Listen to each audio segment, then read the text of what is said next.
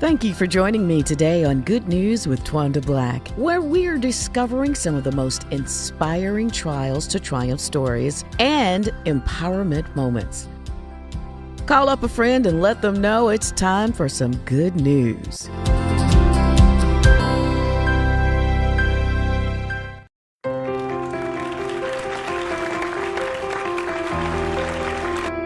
Hello and welcome to Good News. I'm Twanda Black, your host. I'm so excited.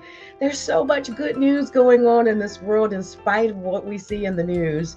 And you know, when your brothers and sisters are doing well, you're doing well ultimately. So sit back, relax, and enjoy my next guest. Joining us today is Miss Laveeta Branche. She is author of Metamorphosis Interrupted, a journey of loving yourself from beauty to battered to beloved, and just had her book signing here in Atlanta, and we saw the beloved part. It was beautiful. How are you today? I am doing well, and I hope you are. Absolutely. And y'all see the smile on her face. She is a sweet spirit. I always call her sweet spirit because every time I see her, she is the same, just always encouraging, such a sweet spirit. This book is taking you a few years to write, and understandably so, because when you're writing about your life and there was tragedy in your life, usually, it's hard to live through that again. So talk about, let me go back. You grew up in Virginia in the house today. Oh my gosh, I had another author from Virginia that wrote a story in Virginia, but you grew up in Virginia, and I feel like from reading about how you grew up that it was so idealistic. I mean, it was just wonderful. Yeah. It's a beautiful state to grow up in, as far as landscape wise. The mountains are beautiful, the lakes, the rivers. I grew up in a small town, and where everyone was family. And sometimes people try to make you feel bad about being a country girl, but I wouldn't change being a country girl for anything in the world. We grew up with great morals and values, and having that village to watch over you, where if you do something wrong, it's okay for the neighbor or someone in the church to discipline you in love. Mm-hmm. And I think we need more of that. We need more country girls. Girl, we ain't never going back to that time, honey. But I understood it because I grew up the same way. And I just felt like you had this beautiful childhood where you guys got to go in nature, and you enjoyed fishing and going out in the woods and just all this wonderful stuff. Yes, it was wonderful. So, very blessed. So in growing up that way, do you think that, and it's because I know what the book is, I know what the story is, but do you think in retrospect that you were sheltered a little bit? Oh, without a doubt. We lived in a little plastic bubble. You remember the story about the little boy in the plastic bubble? That's us. Very green and naive. We only saw the good in people. Yeah. I'm grateful for that, in some ways. When in some ways it hurt me to be so naive. But yes, we were very sheltered from the way this world really was. Moving to Atlanta was a culture shock for me. I'm sure. I had to laugh when I read your story, and I was telling somebody else about it. And I said, I realized that I had the best of both worlds. I lived in the country in the summer months, and I was in the city, for school. But I grew up in the country during the summer months. So I had the best of both worlds. And I think it's a good learning, you get to learn a little bit more about the world rather than just being in one place, Yes. Yeah. You talk about, and you just said it, how, almost everybody was your family on your street, around the corner. Somebody was your family member. Absolutely. Yes. Either on your mama or your daddy's side, and sometimes on both. Yeah, yeah. So how did you and your brother, how did your parents raise you within that country life? Well, mom was, well, my parents divorced when I was 10, but we still lived very close. And my mother and father still, we still sang on the same choir, and Mhm. they still had a great relationship, a good relationship, even after they divorced. But my mom, being a single mother, we were blessed because my grandmother lived next door. My mom's sister lived across the street, and so my grandmother made sure we always ate and we were always taken care of. We used her car. And my dad, like I said, he was right up the street from us and his mom. And so everyone still, one thing that I love about my parents is they always felt like we have to keep the peace. And they are firm believers. They don't like fussing and fighting, and Mm. they like to see the good in others. I shared a story in my book that several people have said that they loved. It was about how my mother at Christmas used to fill up my brother's little wagon with gifts, and my brother and I had to take the gifts Yeah. around to people, and expecting nothing back from them. Hmm. Hmm. She just wanted to share love and joy. That was what Christmas was about to her. Hmm. And she did those things throughout the year. And I would like to believe that that's what I gained from her. Yes. Just give and Yeah. share love and show love. And it has to bring joy to somebody's life. It has to. I've seen people, many people that, they just look like they're so mean, and Yeah. you don't know what someone is going through. That's You right. don't know how a smile, a hello, um, sometimes, my grandbaby, she'll say, Nana, do you know them? I was like, My no, kids used to do the I same don't thing to have me. to. No. I don't have to know them. Right, right. Yeah, I'm so the same way. yeah. I love it. I love it. You did take that from your mom. Um, so, as you grew up, you were this long legged, tall girl, and you'll see the pictures in the book. Amazing. You were so tall. I was like, look at them long legs. But just a tall girl. And then the beauty part. Here you are in a beauty pageant. I'm just like, okay, where'd that come from? So talk about talk about that part of your life of being in beauty pageant. Well, actually, I've never considered myself to be pretty or, anything for a beauty pageant, Hmm. but I sang in church. I sang at funerals. I sang at reunions. I sang in school. So it was more so the singing aspect that Hmm. got me into the pageants. So it was.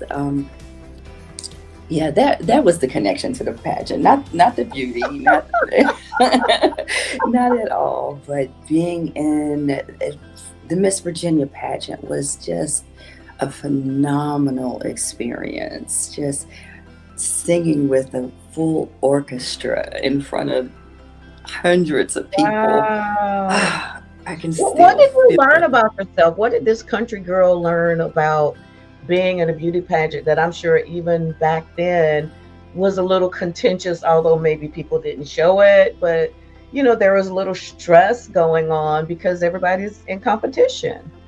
Yeah, I was a duck out of water. Some of those girls, they meant it. They were there to win. Hmm. I was there to find some friends and have fun, just for the experience. I had no idea what I was doing that week, and Wow. even I mentioned that in my book that throughout the week I was always completely off. If I had on a sundress, they had on a long That dress. was funny. I had on a jumpsuit, they had on shorts. So that happened all week. Just always felt, really? Why didn't somebody tell me what we were going to wear Right. today? Well, they weren't gonna tell you. Right, Well, right. you're the only Black female, right? You were the only I Black. Yeah. Yeah. I was the only Black in the Miss Virginia pageant that year. You had And like it a little really, afro. Yeah, like a little afro. yeah, yeah, Yeah. honey, I have my afro, but now I have my flowing blonde hair like the rest of them. Oh, Yes, that was yes. amazing. I was laughing so hard when you were talking about how you were off that week. I was like, Lord Jesus, I could only imagine. Help me, Lord. But I love that because I could see you with your genuine self being in a pageant. You're just having fun and everybody's in there like, I'm in it to win it. I don't know what you're doing over here, sister. Right. You know. Yeah. Yes, yes.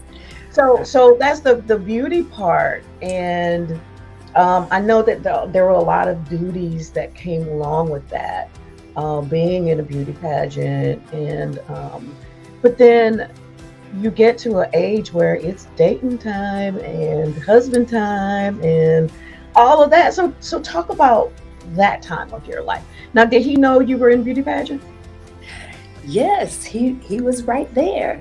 He was there, and actually, right after the last night of the pageant, I was very sad that I did not place. It Mhm. wasn't that I thought I was going to win, but I thought I would at least place, and I didn't place at all. I wasn't in the top 10, and I think it was 10, but I wasn't in the top. Honey, And you're in so Virginia. Okay. yes, yes. And so, but I was more so disappointed because I didn't want to disappoint my family. And so I just, I was crying. I was really sad when I saw my family when we got back to the hotel. And so, my aunt was like, well, why are you crying? We're so proud of you. Yeah. And I was like, well, yeah, I feel like I let you all down. And she said, no, we're proud of you. So about that time, he took my hand. That was my future husband, took my hand and led me out to the patio and put a ring on my finger and asked me to marry him. And that was what? Pageant? Who cares? Who cares? Miss Right. Rockbridge County? Yay. I just won. What? Right. This is the prize. Getting to be a wife, and that because that's what you do as a country girl. You go to school and then you get married. So I was excited about getting married. Then you have a baby, Yeah. and Yeah. so I was really looking forward to that chapter of my life.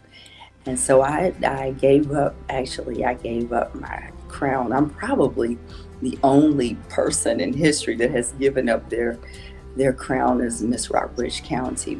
So that was not so good. But I wanted to get married, and I wanted to do it now. I wanted to do it now. So, and he was so smart and handsome, and he was funny, and we had the same birthday. Oh wow. Who So would was that like imagine? Mary? Was that like marrying you? Hey, yes, yes, Wow. we had the same birthday. Yes, Mm. funny. We loved the same music. It was a match made in heaven. How long did you guys date before you got married? Let's see, March, April, May, June, July, August. So it was probably a total of 7 months. Because I know it was less than a year. Yes, it was. Mhm, Very much so mhm. less than a year. Now, did your family know his family? Yes, yes, we did, because he had an aunt that lived in that town, Mhm. and she was married to my granny's sister. Mhm. So I met. So his aunt actually used to call me over. Not She didn't talk to a lot of people, but she used to call me over to her house, and I have a bracelet before I ever met him, years before I ever met him, that his aunt gave to me. Wow. And how history would just play itself out. She passed away and left her home to him. So just that's how close they were, never knowing that her nephew was my future husband. Wow. Wow. Yes. That's amazing. That's amazing. Yeah. So talk about what happened. You got married, and I believe you had to move away. We moved away. We moved away to Northern Virginia because he had a job in Northern Virginia. And it was just outside of DC. And so his job took him there. And so we were in Northern Virginia, and I worked at the bank, which ended up working at the bank for 18 years. And he worked at a finance company. So we were both in the money thing. And y'all had a decent life. You had a decent life. We did. We had a nice Saab 900. I love that Saab. Yes. Had a Saab, and then we had a baby. So all of that kind of happened at the same time. So when did things start just going awry? And when did you really notice that there was an issue? We're now getting into the battered part of your story. I found that out when I was working at the bank. I would get had letters sent by customers on, my customer service, and flowers, and just really, a lot of compliments. And with that, I think he just didn't want to share me.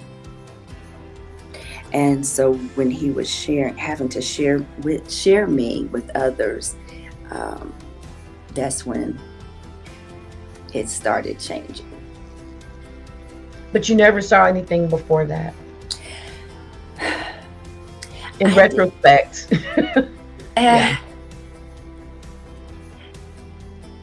It really just kind of came, it seemed like it came suddenly to me. Oh, wow. Yeah. Actually, now let me take that back. When his father passed. Yeah, well, that's the part in the story that you tell. Yes, when his father passed, that's when I started seeing a different side. Yeah, because his father was a gentleman, and he never would have allowed that to happen. But he was very, very close to his father. And so I think he was just dealing with that grief. And I happen to be, how we tend to hurt those that are closest to us. Yes. Yeah, I think he felt like he that was his safe place. That I would always love him and, be there for him because no matter what.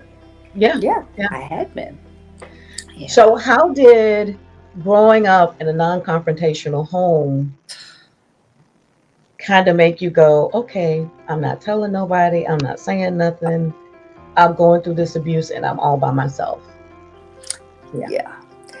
And I wanted everybody to love him. I'm telling you, he was so funny. Yeah. And I was embarrassed. Yeah. Because, I had quit school. I had given up my title as Miss Rockbridge County. I could not let anyone know that I gave up everything and this is what I got. Yes. Yeah. No way. Yeah. Thank God, I said her saving grace when I was reading it. I said your saving grace was that you did not live in the same town with them because everybody knew everybody. That's what I was just getting ready to say. I could keep it a secret because we were away from everybody.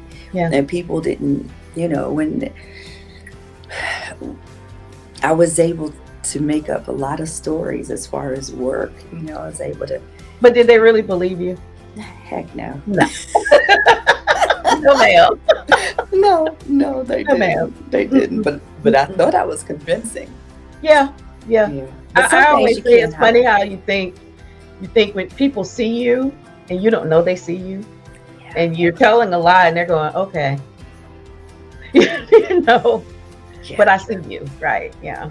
Yeah. Yeah. And I'm grateful that they did, Hmm. although I was embarrassed and continued to tell stories, because even when they called me into the office Yeah. and offered, the employee assistance program, paid for me to Right. stay somewhere. Hmm. Um, but that experience, I am a true believer that our life is not about us. Hmm. Hmm. And so that afforded me an opportunity so that I can tell others about what help is out there.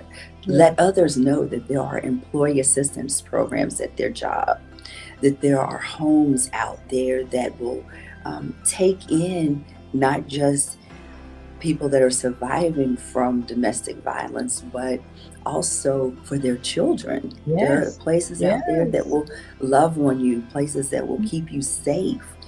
And so that entire experience, I feel for sure it wasn't about me. Yeah. Yeah. Thank God for them and their understanding. Um, this didn't end well. It ended in a tragedy. I don't know if you want to talk about it or not. It's up to you. Well, they have to read the book. Yeah. Yeah. You have to read the book. You have to read the book. But it didn't end well. I was like, what? But Yeah. anyway, Yeah. um, but what I want to know is how you said, okay, all this has transpired. I'm out of here.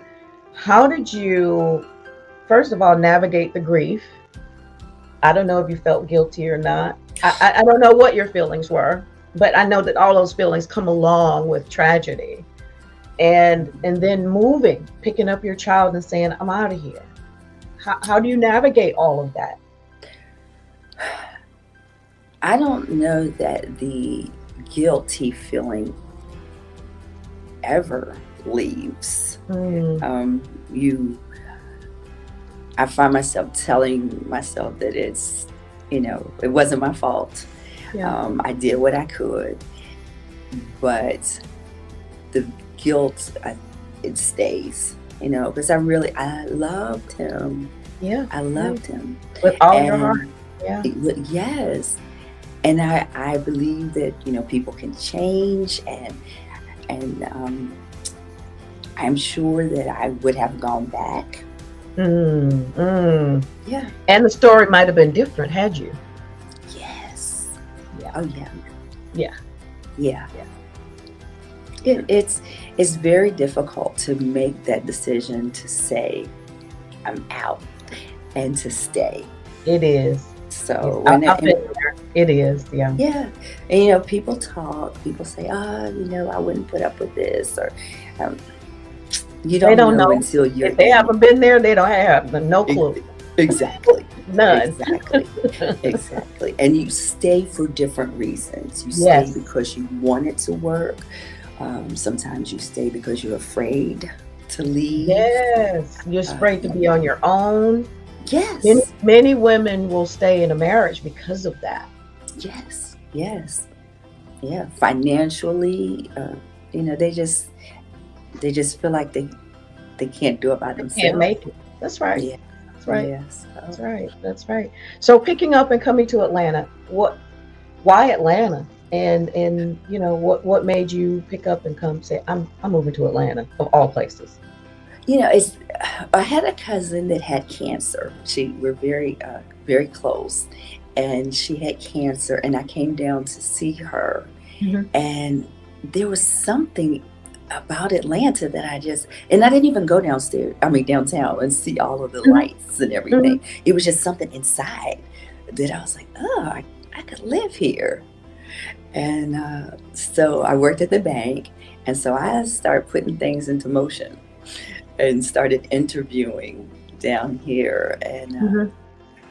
at the time, I was married and didn't think I was going to stay in that in that marriage because I just saw me coming Mhm. and Mhm. my daughter. So yeah, I can't really tell you other than you know how you just get a feeling inside that this is where you're supposed to be. Yeah. Yeah. Yeah, small town country girl. Here I am in the big city. Beloved, full of joy, always smiling. Y'all got to get the book. Tell folks where they can find the book. You can find the book on my website. I have a business, an organization called Absolutely Amazing You. And you can find the book at www.absolutelyaमाzingyou.com. No, that's it. Yes, so you can find it at my Absolutely website. amazingly you, Amazing you. Yes, amazingyou.com. yes, absolutelyamazingyou.com. And that's an organization for you as well, where you really encourage women. Now, is it for women who have been battered, or is it for all women? It's for all women. It's Mhm. for all women. I just like to love on women. I love to love on people, but I must say that women have a special place in my heart.